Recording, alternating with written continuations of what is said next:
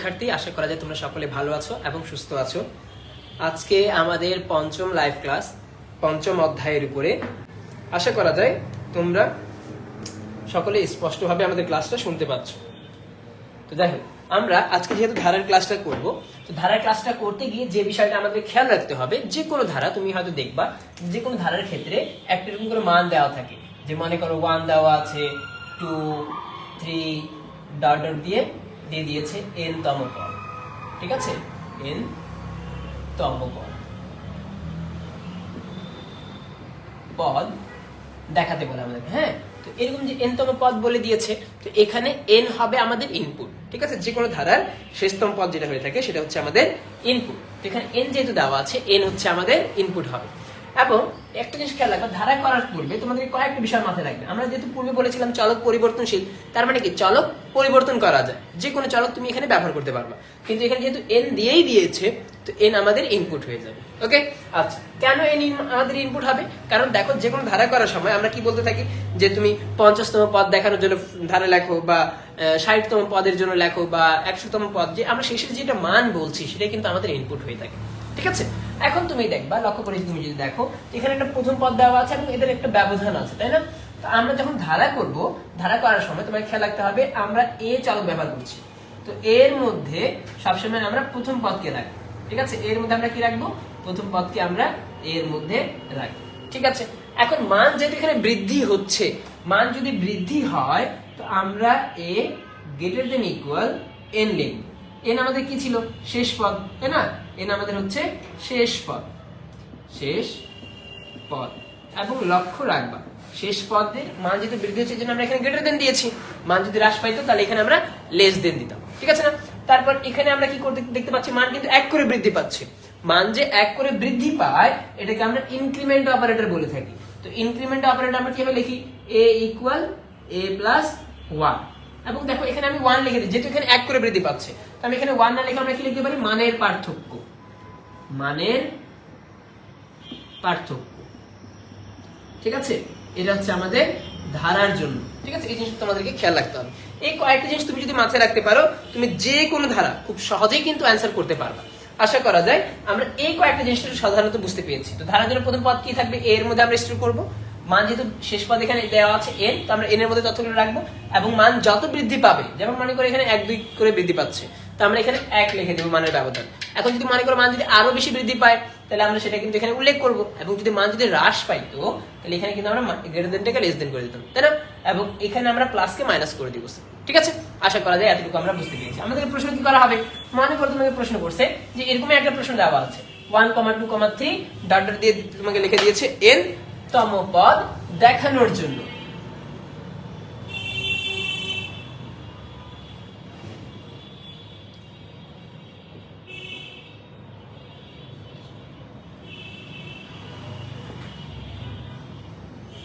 জন্য ফ্লোচার্ট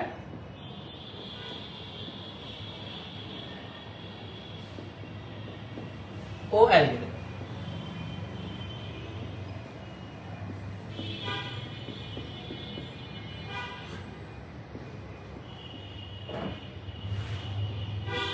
অনেক ইম্পর্টেন্ট একটা প্রশ্ন আমরা আজকে সমাধান করতে যাচ্ছি, কারণ এই ধরনের প্রশ্ন প্রায় তোমাদেরকে ফেস করতে হবে। ঠিক আছে, তো আমরা এখানে দেখতে পাচ্ছি যে তোমাকে বলে দিচ্ছি n তম পদের জন্য। তো আমি জানি যে কোনো কাজ করার জন্য পূর্বে আমাদের কি করতে হয়? শুরু করতে হয়। তাই আমি প্রথমে করলাম স্টার্ট। স্টার্ট করার পর আমাকে কি করতে হবে? আমাকে ইনপুটের প্রয়োজন হবে। তো আমি ইনপুট নিলাম, ইনপুট এ। মাথায় রাখবা, যে কোনো ধারার শেষতম পদটাই হয়ে থাকে আমাদের ইনপুট হয়ে থাকে। ঠিক আছে, ইনপুট আমি নিয়ে নিয়েছি। ইনপুট নেওয়ার পর আমাকে কি করতে হবে? আমাকে প্রথম পদের মানটা ডিফাইন করতে হবে। তাহলে আমি এখানে উল্লেখ করে দিলাম প্রথম পদের মান কত ছিল? 1 ছিল। তাই আমি লিখলাম a ইকুয়াল 1। আচ্ছা, আমরা প্রথম পদের মান লিখে দিলাম। আমাদের সাথে অনেক সময় এরকম হয় যে আমরা যখন মোবাইল ফোন ইউজ করি, সেখানে কিন্তু আমরা 1 প্রেস করতে গিয়ে দেখি যে 1 টাইপ হয়ে গেল, বা 017 লিখতে গিয়ে 0177 হয়ে যায় না এরকম। তাহলে আমি যে প্রথম পদের মান যে নিয়েছি, এই মানটা কি শেষ পদের তুলনায় ছোট আছে কিনা সেটা আমাকে জাস্টিফাই করতে হবে না? যে দেখো, আমি অনুমান করছি, মনে করো আমি অনুমান করছি যে শেষ পদের মান আমরা ধরে রেখেছি 10। অনুমান করছি, এটা কিন্তু জরুরি না যে শেষ পদের মান 10 হবে। আমি 10 ধরলাম, ঠিক আছে। এখন আমার শেষ পদের মানটা এমনও হতে পারে যে শেষ পদের তুলনায় প্রথম পদের মানটা বেশি হয়ে গিয়েছে। ডাবল 1 হলে 11, 11 কি আমাকে লাগবে? 11 কিন্তু আমাকে লাগবে না, আমাকে 10 এর তুলনায় ছোট মানগুলো লাগবে। তো আমি করলাম স্টার্ট, ইনপুট আমি নিয়েছি প্রথম পদের মান n = 1 লিখে দিলাম, ঠিক আছে। লিখে দেওয়ার পর এখন আমার সিদ্ধান্ত নিতে হবে, লিখলাম ইফ a > n, অর্থাৎ এখানে এর মান n এর তুলনায় ছোট আছে, তাই না? এটা আমি বুঝাচ্ছি। দেখো আমাকে এখানে প্রথম পদের মান 1, শেষ পদের মান হচ্ছে n, n এর মান হচ্ছে 10, আমি অনুমান করছি। তো 10 এর তুলনায় প্রথম পদের মানগুলো আমাকে ছোট লাগবে। তো ছোট লাগার জন্য আমি সিদ্ধান্ত নিলাম মানটা ছোট আছে কি? তো বললো হ্যাঁ ছোট আছে, কারণ এই শর্তটা মেনে নিয়েছে। আমাদের শর্ত অনুসারে কি হচ্ছে, 1 কি 10 এর তুলনায় কি, এই শর্তটা কি ঠিক আছে? অবশ্যই এটা শর্ত আছে। সত্য হলে আমরা কি করব, 1 তো আমাকে দেখাতে হবে। দেখানোর জন্য আমরা কি করতে পারি? দেখানোর জন্য আমরা প্রিন্ট করতে পারি। আমি এখানে লিখে দিলাম প্রিন্ট a। তো প্রিন্ট a করলে আমাদের কি হবে, আমাদের 1 প্রিন্ট হয়ে যাবে। 1 এর পর কত আনতে হবে দেখো তো, 1 এর পর কত বলছে, 2 আনতে বলছে। এখন 2 আনতে গিয়ে আমাকে কি করতে, মান বাড়াতে হবে না? এখন মান যে বাড়াবো, কত করে বাড়াবো? 1 করে বাড়াবো। তো আগের a এর মান ছিল 1, 1 এর সাথে আমি কত যোগ করলে আমাদের দ্বিতীয় মানটা আসবে? 1 যোগ করলে। তো আমি এখানে লিখে দিলাম a = a + 1। সাপোজ যদি আমাদের 5 করে মান বাড়াতে হতো, তাহলে আমি এখানে লিখতাম a = a + 5, ঠিক আছে। তো দেখো এটা কিন্তু আমাদের মানের পরিবর্তন হয়ে যাচ্ছে। এখন দেখো আবার একটা তথ্য, যে আমি যে দ্বিতীয় পদের মান যে 2 এনেছি, এমনও তো হতে পারে যে দ্বিতীয় পদের মান শেষ পদের তুলনায় বড় হয়ে গেছে। আবার ঠিক একই ঝামেলা, যে ঝামেলাটা এখানে হয়েছিল। এখানে আমাকে আবার সিদ্ধান্ত নিতে হবে না। সিদ্ধান্ত নেওয়ার জন্য কাজ কোনটা করছে, আমাদের সিদ্ধান্ত প্রতীকটা কাজ করছে। তো আমি এখান থেকে চলে যাব এখানে সিদ্ধান্ত প্রতীকের ক্ষেত্রে, ঠিক আছে। এখান থেকে আমরা এখানে চলে যাব সিদ্ধান্ত প্রতীকের ক্ষেত্রে। সিদ্ধান্ত প্রতীকের ওখানে যখন যাব, আমি আবার সিদ্ধান্ত নিব যে 2 কি আমার 10 এর তুলনায় ছোট আছে? তো বললো হ্যাঁ ছোট আছে। তো আবার 2 প্রিন্ট হবে। 2 প্রিন্ট করার পর আবার 1 বাড়বে, এখানে 3 4 5 6 7 8, এক পর্যায়ে কত আসবে, 10 চলে আসবে। তো 10 আমি যখন বলবে ছোট তো নেই, বাট সমান আছে, সমান প্রিন্ট হবে 10। তারপর কত আসবে, 1 যোগ করলে 11 হয়ে যাবে। 11 যখন যাবে তো বলবে কি ছোট আছে? আমরা যখন দেখবো এখানে লিখবো 11, তো 11 কি এখানে ছোট হবে? 11 কিন্তু ছোট হবে না। তখন বলবে না, এখানে তো আমরা এস এর নিয়ে কাজ করেছিলাম, যদি 11 যদি চলে আসে তাহলে তো বলবে না। তো না বললে আমাদের কি হবে স্যার, তখন তো কাজ আমাকে শেষ করতে হবে। তখন আমরা করবো এম। এটাই হচ্ছে আমাদের কোন ধারা নিয়ে ফ্লোচার্ট এবং অ্যালগরিদম। অর্থাৎ তোমাকে যখন ধারা নিয়ে কাজ করতে বলবে, তখন তোমাকে এইভাবে অ্যান্সারটা করতে হবে। আশা করা যায় তোমরা এই জিনিসটা বুঝতে পারছো, ঠিক আছে। আমরা তাহলে ধারা নিয়ে যে কাজটা করলাম, তো তোমাদেরকে এই জিনিসটা খেয়াল রাখতে হবে যে আমরা যখনই এই জিনিসটা আলোচনা করব, যে যখনই আমরা কোনো তথ্য নিয়ে আলোচনা করছি ধারার ক্ষেত্রে, যে 1 2 3 ডট দিয়ে আমাদের n তম পদ বলে দিল, তাহলে আমি কি করব, প্রথমে স্টার্ট করব, তারপর ইনপুট n নিয়ে নেব। ইনপুট n নেওয়ার পর আমরা প্রথম পদের মান নিয়ে নিলাম 1। এখন 1 নেওয়ার পর আমাকে কি করতে হবে, সিদ্ধান্ত নিতে হবে। কেন? কারণ এমনও হতে পারে যে 1 শেষ পদের তুলনায় বড় হয়ে গেছে, বাই মিস্টেক। মনে করো আমি শেষ পদের মান ধরে রেখেছি 10, এবং প্রথম পদের মান 1 টাইপ করতে গিয়ে হয়ে গিয়েছে আমাদের 11 হয়ে গিয়েছে। তো সেই জিনিসটা তো করা যাবে না। তাহলে আমি কি করলাম, সিদ্ধান্ত নিলাম যে প্রথম পদের মান শেষ পদের তুলনায় ছোট আছে কিনা। তো বলছে কি হ্যাঁ ছোট আছে। আমি কি করলাম, প্রিন্ট a করলাম। প্রিন্ট a করার পর আমাকে কি করতে হবে, মানটা বৃদ্ধি করাতে হবে। কেন? কারণ আমি যখন a প্রিন্ট করছি তখন তো 1 প্রিন্ট হচ্ছে, কিন্তু তারপর আমি কত আনতে হবে, 2 3 4 এরকম করে মান বাড়াতে হবে না। তো মান বাড়ানোর জন্য আমি লিখলাম a = a + 1 লিখে দিয়েছি। তো মান যখন a = a + 1 লিখলাম, তার মানে কি আমাকে আবার মানটা বেশি হয়ে যেতে পারে। সিদ্ধান্ত নিলাম। সিদ্ধান্ত নেওয়ার পর আমরা দেখতে পাচ্ছি যে হ্যাঁ ছোট আছে, প্রিন্ট করতে থাকবে, এই জিনিসটা চলতে থাকবে। এই যে দেখো এই জিনিসটা যে চলতে আছে, এটাকে বলা হয় লুপ, ঠিক আছে না? তাহলে প্রশ্ন করতে পারে না লুপ কি, কোনো কাজ অবিরাম করাকে লুপ বলে, ঠিক আছে। আমরা আপাতত এতটুকু মনে রাখবো, কোনো কাজ অবিরাম করাকে আমরা কি বলবো, লুপ বলবো। খুব ভালো। এখন দেখো আমি যদি এটারে অ্যালগরিদম করতে চাই, তো আমি কি বলেছিলাম, অ্যালগরিদম জিনিসটা কাকে বলে, ধাপে ধাপে কোনো সমস্যার সমাধান করাকে অ্যালগরিদম বলে। যে কোনো তথ্য তুমি যদি ধাপে ধাপে করে থাকো, সেটা হচ্ছে অ্যালগরিদম। এবং মাথায় রাখবা, অ্যালগরিদমে প্রবাহ দিক বোঝা যায় না, ঠিক আছে না? মানে ফ্লো চার্টের তুলনায় একটু কঠিনও আছে এবং বোঝাও যায় না, ঠিক আছে। কারণ তোমাকে অ্যালগরিদম স্টেপ বাই স্টেপ সবগুলো রিডিং করতে হবে।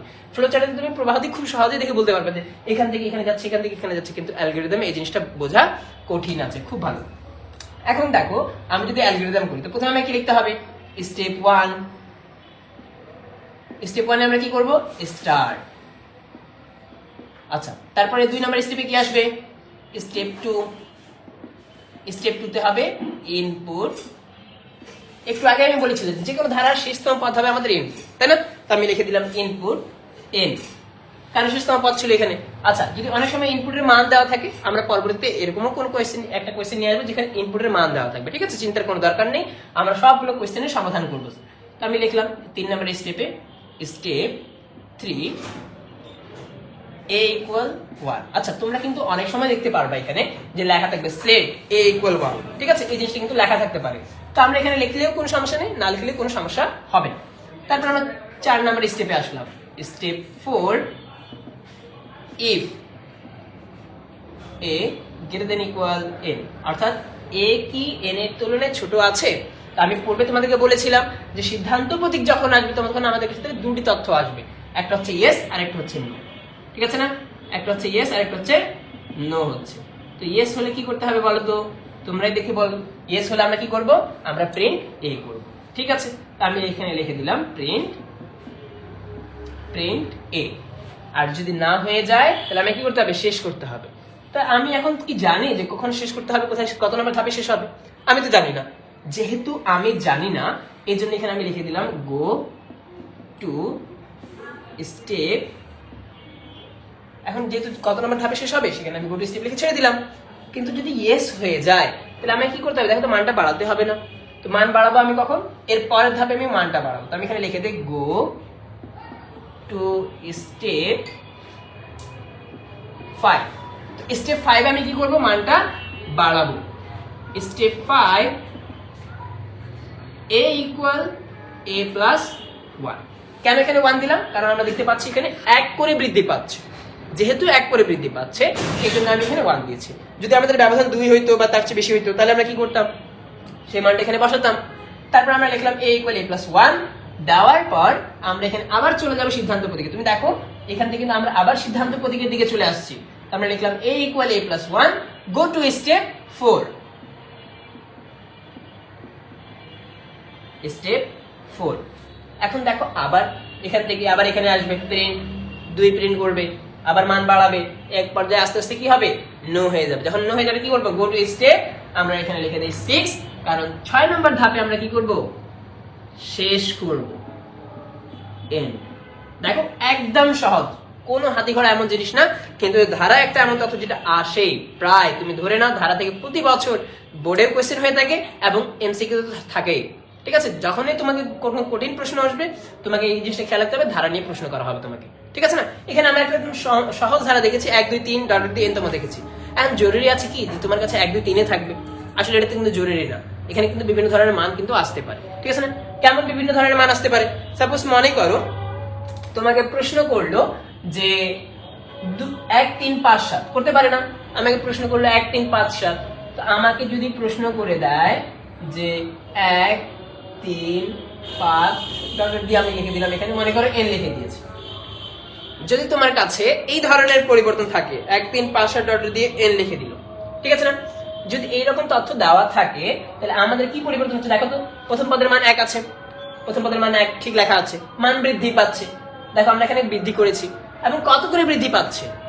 2 করে বৃদ্ধি পাচ্ছে। আমাদের পরিবর্তন হবে শুধুমাত্র আমাদের এই জায়গাতে পরিবর্তন হবে, ঠিক আছে? আমি শুধুমাত্র এতটুকু পরিবর্তন করলে 1 3 5 7 হয়ে যাবে আমাদের। ঠিক একইভাবে অ্যালগরিদম কোথায় পরিবর্তন হবে? এই যে এই জায়গায় পরিবর্তন হবে আমাদের। এখানে আমি একে জায়গায় কত করে দেব? 2 করে দেব। তাহলে আমাদের 1 3 5 7 হয়ে যাবে। দেখো একটা তুমি যদি বুঝতে পারো সবকিছু কিন্তু আগের মতোই, একই জিনিস আমাদের তথ্য, কিন্তু তুমি যদি একটা বুঝে যাও তুমি একটা জিনিস দেখে কিন্তু তুমি সবগুলো করতে পারো। এখন যদি আমি পরবর্তী তথ্য দেখি, পরবর্তী তথ্যের মধ্যে মনে করো যদি আমাকে যদি প্রশ্ন করে দেয় যে 2 4 6 8, 2 4 6, ঠিক আছে না? এরকম করে তোমাকে বলে দিল, মনে করো ডট দিয়ে আবার n তম পদ আনে দিল, ঠিক আছে? এখান থেকে আবার তোমাকে n তম পদ বলে দিয়েছি। এবার প্রথম পদের মান কত? প্রথম পদের মান কত? আমরা 2, এবং ব্যবধান কত আছে এখানে? 2 করে। তাহলে আমরা কিন্তু খুব সহজেই বুঝতে পারছি প্রথম পদের মান হচ্ছে 2, ব্যবধানও হচ্ছে আমাদের 2। তাহলে আমি প্রথম পদের জায়গায় 1 এর জায়গায় আমি কত করব? 2 করে দিব। আর ব্যবধান তো 2 ছিলই, যেহেতু আমরা 1 3 5 7 করেছি। তাহলে ঠিক একই ভাবে এখানে আমি কি করতে হবে? প্রথম পদের মান করে দিতে হবে 2, এবং যেহেতু আমরা 2 করে ব্যবধান নিয়ে আসছি এই জন্য আমাদের এখানে তথ্য চলে আসবে 2। আশা করা যায় আমরা সকলে এই জিনিসটা বুঝতে পারছি। আপনাদের মধ্যে যারাই একটু দেখছেন একটু আমাদেরকে জানাবেন যে আপনারা এই তথ্যগুলো স্পষ্টভাবে বুঝতে পেরেছেন কিনা, ঠিক আছে? আশা করা যায় আমরা এই জিনিসগুলো স্পষ্টভাবে বুঝতে পারছি, কারণ এই যে ধারা যেটা আছে একদম সহজ, ঠিক আছে, ধারাতে কিন্তু প্রতি বছর কোয়েশ্চেন আসে, কিন্তু কেন জানি স্টুডেন্টরা খুব বেশি ভয় পায় যে ধারাতে এই কোয়েশ্চেন করা হচ্ছে, সি প্রোগ্রামিং থেকে অনেকগুলো কঠিন কোয়েশ্চেন। আসলে কিন্তু এটা এতটাও কঠিন না, একদম সহজভাবেই যদি আমরা অ্যান্সার করতে যাই আমরা কিন্তু খুব সহজভাবে কিন্তু এটার অ্যান্সার করতে পারবো। আচ্ছা, এখন যদি তোমাকে বলে যে শেষ পদের মান দেওয়া থাকে, শেষ পদের মান কেমন মান? মনে করো তোমাকে বলে দিয়েছে এখানে ডট ডট দিয়ে এন এর জায়গায় তোমাকে মনে করো বলে দিয়েছে 100, বলতে পারে না এন এর জায়গায় কি বলে দিয়েছে? এন এর মান বলে দিয়েছে 100তম পদ দেখানোর জন্য ফ্লো চার্ট ও অ্যালগরিদম বলছে তোমাকে। তো 100তম পদ বলছে না, তুমি খেয়াল রাখবে তুমি 2-3 ভাবে করতে পারো। প্রথম তথ্য হচ্ছে কি, যে তুমি এই তথ্যের জায়গায় n ইকুয়াল 100 লিখে দিবে। যদি n এর মান দেওয়া থাকে, খেয়াল রাখবে, যদি n এর মান দেওয়া থাকে আমরা কি করব? n ইকুয়াল 100 লিখে দিব এবং এই যে বক্স যেটা আছে এটা আয়তক্ষেত্র হয়ে যাবে। ঠিক আছে, এই জিনিসটা আমরা খেয়াল রাখবো। যখন ইনপুটের মান উল্লেখ করে দেওয়া থাকে, ধ্রুবকে থাকে, তখন আমরা বক্সটি কি করব? আয়তক্ষেত্র করে দিব। ঠিক আছে, তখন আমাদের এখানে n লিখতে হবে। কিন্তু কোন ভদ্র ব্যক্তি বলল যে স্যার আমি না এখানে n লিখতে চাচ্ছি না, আমার কিসের প্রয়োজন? আমি এখানে n না লিখে আমি এখানে 100 লিখতে চাচ্ছি। তখন সেই ভদ্র ব্যক্তি এখানে এই লাইনটা লিখতে পারবে না, তখন তাকে এই লাইনটা বাদ দিয়ে এখানে ডাইরেক্ট 100 লিখতে হবে। ঠিক আছে, যদি কোনো ভদ্র ব্যক্তি বলে যে আমি ডাইরেক্ট 100 লিখবো, তখন তাকে এখানে 100 লিখতে হবে আর এই লাইনটা বাদ দিতে হবে। তখন স্টার্ট করার পর তো আমাকে এই লাইনে চলে আসতে হবে। আশা করা যায় আমরা সকলে এই জিনিসটা বুঝতে পেরেছি। এখন দেখো, এই জিনিসটাকে যদি আমি অ্যালগরিদমে নিয়ে আসি, ঠিক একই পরিবর্তন ঘটবে। কিন্তু কোন জায়গায় যদি এমন হয় মান বৃদ্ধির জায়গায় হ্রাস পাচ্ছে, ঠিক আছে না, কিভাবে প্রশ্নটা আসতে পারে? মনে করে তোমাকে বললো 100, 80, 70 ডট ডট দিয়ে বলে দিয়েছে 10, বলতে পারে না? অবশ্যই বলতে পারে। আমি যেহেতু প্রথম পদের মান আমরা এটার অ্যান্সার করছি, আমি যদি প্রথম পদের মান দেখি, প্রথম পদের মান কত আছে? 100, তো প্রথম পদের মান আমি এখানে উল্লেখ করব। প্রথম পদের মান যদি আমি এখানে উল্লেখ করি তো 100 পেয়ে যাচ্ছি, তাই না? আর শেষতম পদ যেটা আমি বলেছিলাম ইনপুট হবে, আমি আবারও বলছি শেষতম পদ আমাদের কি হবে? ইনপুট হবে। ইনপুট হবে, শেষতম পদ আমাদের ইনপুট হবে, তাই না? তো শেষতম পদের মান কত দেওয়া ছিল? দেখো 10, আমি শেষ পদের মান 10 করে দিয়েছি, প্রথম পদের মান 100, সেটা 100 করে দিয়েছি। এখন যেহেতু আমি এই লাইনটা লিখবো, তা আমি এখানে কি লিখবো? আমি এখানে লিখবো n ইকুয়াল, আর এই গ্রেটার দেনটাকে আমরা করে দিব লেস। এখানে আমরা এর মানটাকে বড় দেখাবো এবং কত করে হ্রাস পাচ্ছে? এখানে 10 করে হ্রাস পাচ্ছে। যেহেতু 10 করে হ্রাস পাচ্ছে, তাহলে আমি এখানে লিখলাম a ইকুয়াল a মাইনাস 10। ঠিক আছে না? আশা করা যায় তোমরা সকলে এই জিনিসটা বুঝতে পারছো। আমরা যেহেতু হ্রাস পাচ্ছে 10 করে, এই জন্য আমি এখানে a ইকুয়াল a মাইনাস 10 দিয়েছি। যদি বৃদ্ধি পাইতো আমি এখানে কি করতাম? পূর্বের মতো প্লাস দিতাম। আশা করা যায় আমরা সকলে ধারার নর্মাল যে কোয়েশ্চেনগুলো দেওয়া থাকে এই কোয়েশ্চেনগুলো আমরা বুঝতে পারবো এবং অ্যান্সারও করতে পারবো। দেখো তোমাদের পরীক্ষা কিন্তু দুটাই আসবে না, ম্যাক্সিমাম এমন হয় যে ফ্লোচার্ট বা সি প্রোগ্রাম দেওয়া আছে, তোমাকে অ্যালগরিদম লিখতে বলতে পারে। এমনও হতে পারে যে অ্যালগরিদম দেওয়া আছে, ফ্লোচার্ট এবং সি প্রোগ্রাম করতে পারে। ঠিক আছে, তোমাকে সেটার জন্য কিন্তু প্রস্তুত থাকতে হবে। এবং কিন্তু আমরা পূর্বে বলেছিলাম পরবর্তী ক্লাসে কিন্তু আমরা সি প্রোগ্রাম নিয়ে আলোচনা করব। এখন দেখো তোমার কাছে মনে করো এই প্রশ্নটাই দেওয়া আছে 1 2 3 ডট ডট দিয়ে n দিয়ে দিয়েছে বা 100 দিয়ে দিয়েছে এবং তোমাকে সমষ্টিও বলতে পারে না। সমষ্টি যখন তোমাকে বলবে তোমাকে খেয়াল রাখতে হবে তখন কিন্তু এস এর জন্ম হবে। যখন সমষ্টির কথা উল্লেখ থাকবে তখন কি হবে? আমাদের এস এর জন্ম হবে। এস এর জন্ম মানে কি? এস এর মান সর্বদা শূন্য হবে। এই জিনিসটা খেয়াল রাখতে হবে আমাদেরকে। এস এর মান যখন এস এর জন্ম হবে, এস এর মান সর্বদা শূন্য হবে। এস এর শূন্য ছাড়া অন্য কোনো তথ্যের বিকল্প থাকে না। ঠিক আছে, এখন যদি আমি এস এর জন্য যদি কাজ করি তাহলে আমার কিছু কিছু জায়গায় কিন্তু একই তথ্য থাকবে। যেমন আমি তোমাকে বলি, আমি প্রশ্নটা একটু ক্লিয়ার করে দিই এখানে, যে তোমাকে প্রশ্ন করলো 1 প্লাস 2 প্লাস 3 প্লাস দিয়ে ডট ডট দিয়ে প্লাস n বলে দিবে।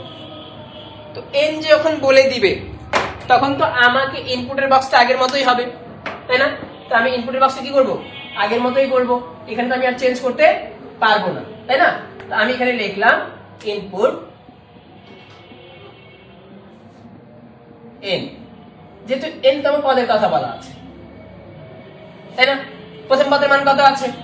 প্রথম পদের মান এখানে দেওয়া আছে 1 এবং আমি বলেছিলাম যখন সমষ্টি করা থাকবে তখন কিন্তু তোমার এস এর জন্ম হবে। তাই না? তোমাদেরকে হয়তো মনে আছে। আমি লিখলাম প্রথম পদ a ইকুয়াল 1 এবং s ইকুয়াল 0। এই জিনিসটা খেয়াল রাখতে হবে, ঠিক আছে? খালি এখানে এতটুকু তথ্য অ্যাড হবে যখন আমরা সমষ্টি করব। দেখো আগের মতোই কিন্তু আছে, আমি কিন্তু পুরোটা মুছে দেইনি, খালি কিছু কিছু পরিবর্তন করছি। a ইকুয়াল 1, s ইকুয়াল 0, এতটুকু পরিবর্তন করার পর আমাদের মান তো বৃদ্ধি পাচ্ছে। মান বৃদ্ধি পাইলে এটা কিন্তু আগের মতোই হয়ে যাবে, তাই না? n লিখে দিলাম, মান বৃদ্ধি হচ্ছে। কিন্তু আমরা কিন্তু এর পূর্বে এখানে প্রিন্ট করেছিলাম, এবার কিন্তু প্রিন্ট হবে না। প্রশ্ন হচ্ছে কেন প্রিন্ট হবে না ভাই এবার? কারণ যখন সমষ্টি করতে বলে তখন কিন্তু এদের টোটাল মানটা জানতে চায়, ঠিক আছে? তোমার কাছ থেকে কিন্তু এই মানটা জানতে চাচ্ছে। উদ্দীপকে তুমি কি করছো, কোথায় মারামারি করছো সেটা দেখবে না, তোমার মোট মান যেটা আছে সেটা দেখতে যাচ্ছে। তো মোট মান দেখানোর জন্য আমি কি করতে, সবগুলো যোগ করতে হবে না? এখন কি আমি প্রিন্ট করতে পারবো? এখন তো আমি প্রিন্ট করতে পারবো না। কেন প্রিন্ট করতে পারবো না? আমি আবার বলছি যে আমাকে মোট মান দেখতে চাচ্ছে, আমাকে ইন্ডিভিজুয়াল মানগুলো দেখতে চাচ্ছে না। এর পূর্বে যেভাবে আমরা এক একটা করে তথ্য দেখেছিলাম সেই তথ্য কিন্তু দেখতে চাচ্ছে না, আমাকে কি দেখতে যাচ্ছে? মোট মান দেখতে চাচ্ছে। তো মোট মান দেখানোর জন্য আমি কি করতে হবে? সমষ্টি করতে হবে। তো আমি এখানে তো প্রিন্ট করতে পারবো না, তাহলে আমি এখানে কি করতে হবে? আমাকে এখানে সমষ্টি করতে হবে, ঠিক আছে? সমষ্টির জন্য আমরা কি লিখেছিলাম? s এর মান কিন্তু আমরা কি লিখেছিলাম? 0 লিখেছিলাম। আমি লিখলাম s equal s plus a। তো এখানে কিন্তু আমাদের মানটা সমষ্টি হয়ে যাচ্ছে, ঠিক আছে? মানটা সমষ্টি করলাম। কত সমষ্টি করলাম? 1 আমি যোগ করে দিলাম। শূন্যের সাথে যদি আমি 1 যোগ করি আমি 1 পাবো, মানে কি আমি প্রথম পদের মানটা পেয়ে গেছি। এখন দ্বিতীয় পদ আনতে হবে, 1 এর পর কত যোগ করতে হবে? আমাকে 2 যোগ করতে হবে। তো আমরা জানতাম এর সাথে যদি আমি 1 যোগ করি তাহলে আমার 2 হয়ে যাবে। তা আমি এখানে লিখলাম a ইকুয়াল a প্লাস 1। দেখো আমি কিন্তু 2 যোগ করে দিয়েছি। এখন 2 যে গেল, আবার সিদ্ধান্ত নিবে যে 2 কি ছোট আছে? বললো হ্যাঁ 2 ছোট আছে। 2 কে নিয়ে আসো, আবার 2 কে নিয়ে আসো, আসে আবার যোগ করে দিল এখানে। তারপর 2, 1 আর 2, এখন দুইটা তথ্য যোগ হয়ে গিয়েছে।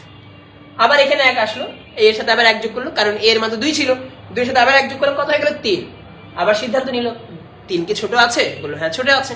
আবার 3 কে যোগ করো, যোগ করার পর আবার এখানে আবার আসলাম, 4 নিয়ে আসলাম, 4 এর সাথে আবার যোগ করলাম। এই পর্যায়টা যেতে থাকবে। আমি একটু আগেই বলেছিলাম যে এই পর্যায়টা চলতে আছে, এটাকে আমরা বলতাম লুপ, তাই না? এবং আমি একটু আগেই বলেছিলাম লুপ কাকে বলে? কোনো কাজ অবিরাম করাকে লুপ বলে। অনেক ইম্পর্টেন্ট একটা প্রশ্ন আছে, লুপ কি? ঠিক আছে, এই জিনিসটা আপনাদেরকে মাথায় রাখতে হবে।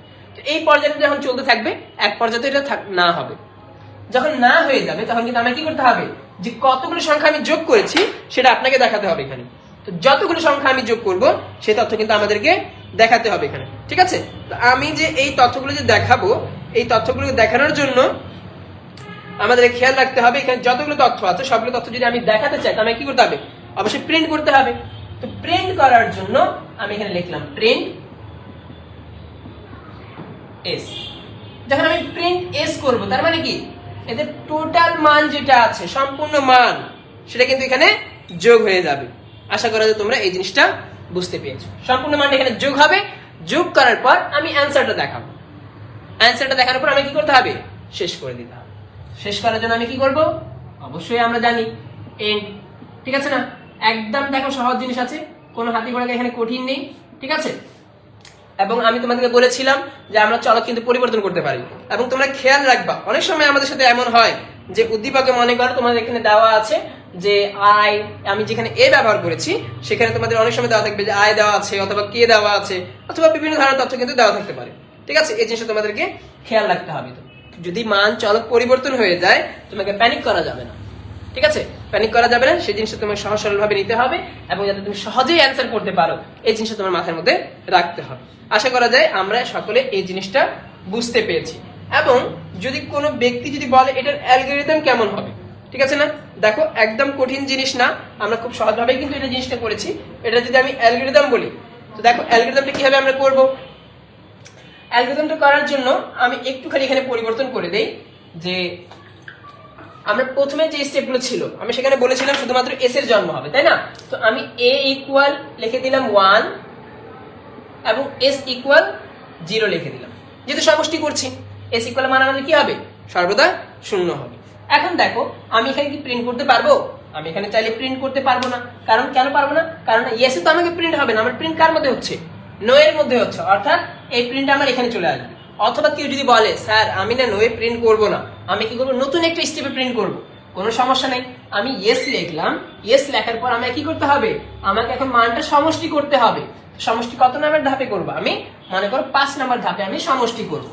ঠিক আছে, আমি সব কিছু কিন্তু আগের মতো ছেড়ে দিচ্ছি। দেখো তোমাদেরকে অনেকেই কিন্তু কঠিন মনে করো যে চ্যাপ্টার 5 এর ধারা কি নাকি অনেক কঠিন। কোনো কঠিন না, বিষয়টা কিন্তু খুব সহজ আছে। তোমরা দেখো একটু আমরা কিন্তু অনেকগুলো আগে যেটা করেছিলাম সেটা দেখেই কিন্তু আমরা করছি।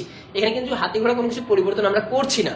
ঠিক আছে না, দেখো বা পরিবর্তন কিন্তু হচ্ছেও না এখানে। ঠিক আছে না, যে আমরা নিজের ইচ্ছা মতো পরিবর্তন করতে চাচ্ছি না, কিন্তু এখানে পরিবর্তন হচ্ছেও না, তাই না? তো যখন আমার ইয়েস হয়ে যাবে তখন আমাকে কি করতে হবে, দেখো তো আমাকে মানটা সমষ্টি করতে হবে না? তো মান সমষ্টি করার জন্য আমাকে কি করতে হবে, আমি এখানে লিখে দিলাম গো টু স্টেপ 5। 5 এ আসে আমি লিখলাম s equal s plus a, এবং মানটা বৃদ্ধি করার জন্য a ইকুয়াল a প্লাস 1। আমি আবার বলছি 1 কেন দিলাম, যেহেতু 1 করে বৃদ্ধি পেয়েছে আমাদের। ঠিক আছে না, যদি মান বেশি বৃদ্ধি পাইতো তাহলে আমি সেই তথ্যটা লিখতাম। তারপর আমাকে কি করতে হবে, আবার আমাকে 4 নাম্বার ধাপে চলে যেতে হবে। আমি এখানে লিখে দিলাম গো টু স্টেপ 4। এই পর্যায়ে ঘুরতে থাকবে, লুপের কাজ চলতে থাকবে। এখানে যখন না হয়ে যাবে তখন আমরা কি করব, প্রিন্ট এস করব, এবং তারপর আমরা কি করব, শেষ করব। শেষ করার জন্য আমরা আরেকটা স্টেপ ইনক্রিজ করে দিলাম এখানে। কেউ যদি বলে যে ভাই আমি 6 নাম্বার ধাপে শেষ করতে চাই, সে কি করবে, নো লিখে প্রিন্ট কিন্তু নো এর মধ্যেই করে দিবে, তারপর 6 নাম্বার ধাপে শেষ করে দিবে স্যার। ঠিক আছে, তো আশা করা যায় আমরা এতটুকু তথ্যটা সকলে বুঝতে পেরেছি। তোমরা সকলে এই জিনিসটা কিন্তু সহজ, একদম সহজভাবে কিন্তু তোমরা এটা নোট করে রাখতে পারো। তুমি দেখো একটা যদি ধারা করতে পারো, তুমি যে কোনো ধারা করতে পারো। ঠিক আছে, কোনো সমস্যাই হবে না এখানে, তুমি যে কোনো ধারা করতে পারবা। তোমাদের সুবিধার্থে আমি আরেকটা তথ্য বলে দেই, যদি তোমার কলেজে অনেক কঠিন একটা ধারার কথা বলে দিয়েছে, চিন্তার কোনো বিষয় নেই, তাহলে তুমি খেয়াল রাখবা প্রথম পদ শেষ পদ কি হবে, বাকি সবগুলো তুমি আগের মতো নামিয়ে দিবা। পরিবর্তন শুধুমাত্র এস এর ঘরেই হয়। ঠিক আছে, পরিবর্তন শুধুমাত্র কোথায় হবে, এস এর ঘরেই পরিবর্তন হবে, অন্য কোনো জায়গায় কিন্তু পরিবর্তন হয় না। কি হবে স্যার, আমি বুঝবো যে এস এর ঘরে পরিবর্তন হবে। এখন দেখো এখানে নরমালি মনে করো যে 1 2 3 করে দিয়েছি, কঠিন বলতে কি করবে, স্কয়ার দিবে, ভাগ দিবে, গুণ দিবে, এই তথ্যগুলো কিন্তু এখানে আসবে কঠিন আকারে। কিন্তু নরমালি তুমি তো বুঝতে পেরেছো প্রথম পদের মান দেওয়া আছে, শেষ পদের মান দেওয়া থাকবে, আর ব্যবধান কত হতে পারে, 1 3 5 7 2 4 6 8, তারপর 10 20 30 এরকম করে ব্যবধান আসতে পারে আমাদের, তাই না? তো যদি মনে করো এখানে 2 4 6 হয়ে যায়, তো আগের মতো আমরা যেভাবে করেছিলাম 2 4 6 সেভাবে কিন্তু আমরা ট্রাই করতে পারবো। 2 4 6 থাকলে কি হবে, প্রথম পদের মান 2 হয়ে যাবে, ব্যবধান 2 হয়ে যাবে স্যার। 2 4 6 সমষ্টি আমরা বের করতে পারবো। যদি তোমাকে বলে 1 3 5, তাহলে আমরা কি করবো, প্রথম পদের মান 1 হয়ে যাবে, সেই ব্যবধান আমাদের কত হয়ে যাবে, 2 করে চলে আসবে, তাই না? এগুলো কিন্তু আমরা পারবো, এগুলো কিন্তু একদম সহজ আছে, এগুলো কিন্তু আমি আর দেখাচ্ছি না তোমাদেরকে। কিন্তু যদি তোমাকে কঠিন করতে চায়, তোমাকে বলবে নাও এবার করে দেখাও, স্কয়ার দিয়ে দিল বা কিউব দিয়ে দিতে পারে, পারে না, কোনো সমস্যা নেই। আগের মতো আমি কি বলেছিলাম, যা পরিবর্তন ঘটবে এস এর ঘরে পরিবর্তন ঘটবে, অন্য কোনো জায়গায় কিন্তু পরিবর্তন ঘটবে না। এই জিনিসটা তোমাদেরকে মাথায় রাখতে হবে। তুমি যদি এস এর ঘরে পরিবর্তন করতে চাও, তাহলে তোমার কিন্তু অ্যান্সারটা হয়ে যাবে। কিভাবে পরিবর্তন করবো স্যার আমরা দেখো নরমালি যদি এখানে স্কয়ার করে দিয়েছি, আমি প্রথম পদের মান কার মধ্যে রেখেছিলাম, এর মধ্যে রেখেছিলাম না? তা আমি যদি এর সাথে যদি আমি এ গুণ করি, আমার স্কয়ার হয়ে যাবে না, তাই না? স্কয়ার হয়ে যাবে না, তাহলে কিভাবে করবো স্যার, দেখাবো কিভাবে স্যার, এটা বলেন আমাকে, বললে তো হবে না। দেখেন আমি এর সাথে এ লিখলে আমাদের স্কয়ার হয়ে যাবে। যদি কিউব লিখতে বলে তাহলে আমরা কিউব লিখে দিব, a ইন্টু এ। যদি পাওয়ার 5 থাকে তাহলে আমরা কি করবো, 5 বার পাওয়ার লিখবো। ঠিক আছে না, যতবারই তোমাকে তথ্য বলবে তুমি কিন্তু এইভাবে করে তথ্যগুলো করতে পারবা। আশা করা যায় তোমরা সকলে কিন্তু এই জিনিসটা বুঝতে পারছো। আচ্ছা, এখন দেখো জিনিসটা কিন্তু আমরা কিন্তু এইভাবে জিনিসগুলো কিন্তু খুব সহজে কিন্তু আমরা এইগুলোর কিন্তু অ্যান্সার করতে পারবো, তাই না? এখন দেখো তোমাকে যদি কিউব বলে, তোমরা কিউবের করতে পারবে না। যদি পাওয়ার 4 বলে দেয় তাহলে 4 এরও করতে পারবো। কিন্তু এটা কিন্তু আরেকটা বিকল্প আছে। কেমন বিকল্প, আমরা এই লাইনটিকে, ঠিক আছে, এই লাইনটাকে আমরা এইভাবেও লিখতে পারি। কিভাবে লিখতে পারি, যে এস ইকুয়াল এস প্লাস পিওডাব্লিউ এ কমা 2। এখন বলবেন স্যার এই লাইনটা কেন বললেন, আপনি তো আগের লাইনটাই ঠিক ছিল স্যার আমাদের জন্য। আগের লাইনটা সহজ মনে রাখার জন্য খুব সহজ আছে, পাওয়ার 5টা থাকবে, 5টা পাওয়ার দিয়ে দিব, এ ইন্টু এ। ঠিক আছে না, এরকম করে 5 বার লিখে দিব এ, আমাদের অ্যান্সার কিন্তু হয়ে যাবে। কিন্তু খেয়াল রাখবা, তুমি যখন 5 বার এরকম করে এ লিখবা, দেখতে কেমন দেখায় না, দেখতে একটু কেমন অর্ডারের মতো মনে হচ্ছে। তো এই ঝামেলা থেকে মুক্ত হওয়ার জন্য আমরা কি করেছি, s equal s plus POW তারপর a কমা 2, মানে যত পাওয়ার থাকবে, মনে করো পাওয়ার 5 থাকবে তো আমি কি লিখবো, পাওয়ার 5 লিখে দিব। পাওয়ার যদি 20 দেওয়া থাকে তাহলে কি করবো, 20 লিখে দিব। আশা করা যায় তোমরা সকলে কিন্তু এই জিনিসটা বুঝতে পারছো, তাই না? খুব সহজ, কিন্তু আমরা এই তথ্য কিন্তু খুব সহজেই কিন্তু আমরা এইভাবে কিন্তু অ্যান্সার করতে পারবো, তাই না? যাই হোক, তো আমরা আচ্ছা, তো আমরা এইভাবে কিন্তু করে কিন্তু যে কোনো ধারা সহজে কিন্তু অ্যান্সার করতে পারবো। আচ্ছা, এখন তুমি যদি খেয়াল রাখো যে তুমি যদি এগুলার যদি সমষ্টি বের করতে চাও, অনেক সময় বলে যে ধারাটির সমষ্টি নির্ণয় করো। ধারাটি যদি সমষ্টি নির্ণয় করতে বলে আমরা সমষ্টির সূত্র জানি না স্যার, কি আছে, প্রথম পদ যোগ শেষ পদ ভাগ 2 গুণন পদ সংখ্যা, এভাবে করে আমরা কিন্তু সমষ্টিও বের করতে পারবো। কিছু কিছু ক্ষেত্রে এমসিকিউ এর ক্ষেত্রে আসে যে সমষ্টি নির্ণয় করো। সমষ্টি নির্ণয় করার সূত্র কি আছে, প্রথম পদ যোগ শেষ পদ ভাগ 2 গুণন পদ সংখ্যা, এভাবে করে কিন্তু আমরা সমষ্টি বের করে এমসিকিউতে অ্যান্সার করতে পারবো। তো যাই হোক, তোমরা কিন্তু এইভাবে কিন্তু ধারার অনেকগুলো কোশ্চেনের অ্যান্সার করতে পারবে। আজকের ক্লাসটা আমাদের শুধুমাত্র ধারার উপরেই ছিল। ইনশাআল্লাহ আমরা পরবর্তী ক্লাস যখন আসবো, অর্থাৎ আজকে হচ্ছে আমাদের শনিবার, আমরা যখন সোমবারে ক্লাস নিব, সোমবারের ক্লাসটা হবে আমাদের সি প্রোগ্রামের উপরে। অর্থাৎ সম্পূর্ণ ক্লাসটা আমরা সি প্রোগ্রাম শুরু করব। যারা বলে যে প্রোগ্রামিং অনেক কঠিন, আমরা বলবো না, প্রোগ্রামিং আসলে অনেক সহজ, বুঝাতে অনেকের সমস্যা হয়ে থাকে। প্রোগ্রামিং কিন্তু আসলে অনেক সহজ আছে, তুমি যদি একটু চেষ্টা করবা অনেক সহজ, তুমি খুব সহজে নিতে পারবে। যাই হোক, আমরা ইনশাল্লাহ পরবর্তী ক্লাসে আবার তোমাদের দেখা করব। ইনশাল্লাহ যারা আজকের ক্লাসটা জয়েন করেছো তারা সকলকে অসংখ্য ধন্যবাদ। এবং যারা যদি কোনো তথ্য যদি বুঝতে না পারো, ঠিক আছে, আমাদেরকে নক করবা, আমাদের ফেসবুক পেজে নক করবা এবং গ্রুপের মধ্যে নক করবা। ইনশাল্লাহ আমরা তোমাদেরকে সেই বিষয়ে সমাধান দিব, ঠিক আছে না? তো আশা করি যে আমরা আজকের ক্লাসটা বুঝতে পেরেছি। এবং দেখো, চ্যাপ্টার 5 কিন্তু আসলে খুব কঠিন না। আমি আবারও বলছি, চ্যাপ্টার 5 কিন্তু আসলে খুব কঠিন না। আহামরি কিছু একটা ডাইনোসরের মধ্যে বড় কিন্তু না, একটু বড় আছে কিন্তু ডাইনোসরের মধ্যে বড় না, ঠিক আছে? তুমি যদি একটু চেষ্টা করো তাহলে কিন্তু খুব সহজে তুমি চ্যাপ্টার 5টা করতে পারবে।